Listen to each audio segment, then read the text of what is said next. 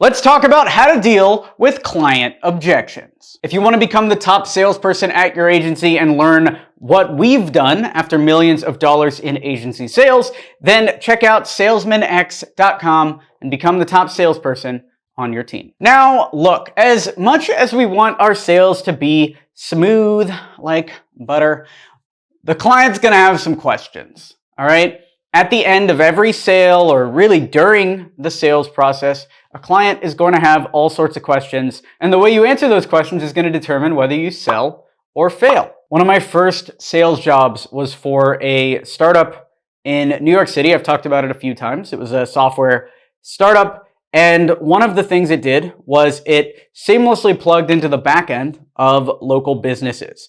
And part of that was through code, but part of it was a manual process. And the company at the time didn't want us to talk about the fact that there was any manual process at all.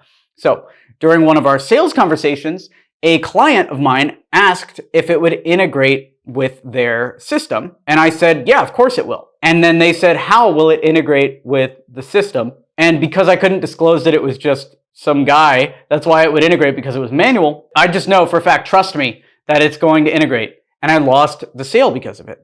It's only in hindsight, looking back on this deal, 7 years later, that I understand that I should have just said it's a manual process. Of course it'll work. And I bring that up because it's a good example of questions answered one way leading to a fail, and questions answered another way leading to a sale. Your words matter. The way that you answer questions matters. So let's talk about how to think about client objections. By the way, if you haven't subscribed yet, make sure you subscribe down below and hit that like button. If this video hits 10,000 likes, I'll give Div a $100 check. That's how we're gonna do it now. That's what we're doing now. Okay, great. What do you do if a client pushes back? Well, the first mistake that salespeople make is not expecting clients to push back.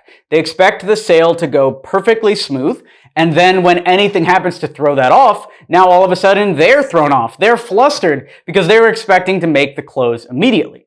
If instead you expect all of the obstacles to come up, now you're going to be more confident when it comes to answering those questions. So expect those obstacles, expect those client questions before making the sale. Don't expect it to be easy, and then you'll be pleasantly surprised when it is easy. The next thing you want to do is look for the question behind the question, which means look for the reason why they're asking instead of answering the actual question itself. Here are a couple examples. So they might say, we're not looking for any outside help. And what they mean is, I don't trust you. If they were convinced that you were going to help them, that you were going to change their business, of course they'd be looking for outside help. So that statement isn't actually true. What it actually means is they don't trust you for one reason or another. Maybe you haven't built enough credibility with them. Maybe you haven't asked the right questions to understand their business. Maybe you haven't talked about your case studies in the right way. That's the way to tackle that question. The way to tackle that question is not saying, oh, okay, well, let me know if you need any help in the future. It instead is to say something like, are you convinced that if we work together, this would change your business? And typically they're going to say no or yes. If they say yes, then you'll say, if we're going to change your business and you agree, then why wouldn't we work together? And then you can push them forward. And if they say no, they don't think you can do it, then you've already failed early on in the sales process and haven't built rapport. And you should really be going through our qualifying questions, which we can link down below for free. You can also get them as part of salesmanX. The next thing they might say is, we don't believe in this type of marketing method. And what they mean is, I've never seen this work. I don't exactly understand how this works, so I'm confused and I'm going to say no. And what's interesting is this is the exact same issue. Almost all of these can be answered with a few things that we'll talk about in 1 second. Another one is, we don't have the budget for this. And what that means is, I don't believe you can provide a good return on investment. What's strange about these questions, we're not looking for outside help, we don't believe in this new type of marketing method, and we don't have the budget for this, is all three of those are about trust. They don't trust that you can deliver. That's it. If they believed that you could deliver, they would pay any price that would be profitable for them. So for instance, if they believed that you would make them $1 million in additional revenue this year, they might pay you half of that, $500,000. It doesn't matter if they have the money or not, because you're going to make the money. So they don't believe that you can do what you're saying. If a client was convinced that your offer would do what you promised, they would pay any price for it. So if they're asking these questions, understand that it's not about answering the questions as asked, it's about answering the question behind the question. And I'll give you a couple common objections, and we're also going to have a doc down below that you can practice on. And what I would do if I were you is look at each one of these objections and try to identify the question behind the question, and then also identify how you would respond to that by increasing trust or reducing risk. It's one of those two things at all times. Now, here are some objections. We've tried this service and it doesn't work for our industry. If you're a good salesperson, you know it works for your industry, right? Like, that's what I hear. When I hear we've tried the service and it doesn't work for our industry, all I would say is it's worked for 3 of your competitors. I don't know what kind of vendors you're working with, but we've done this so many times. Like, I'm not even going to convince you. If you're convinced about failing, like, go fail. Sorry, we don't have the money for this type of experiment. It's not an experiment. It's a proven process.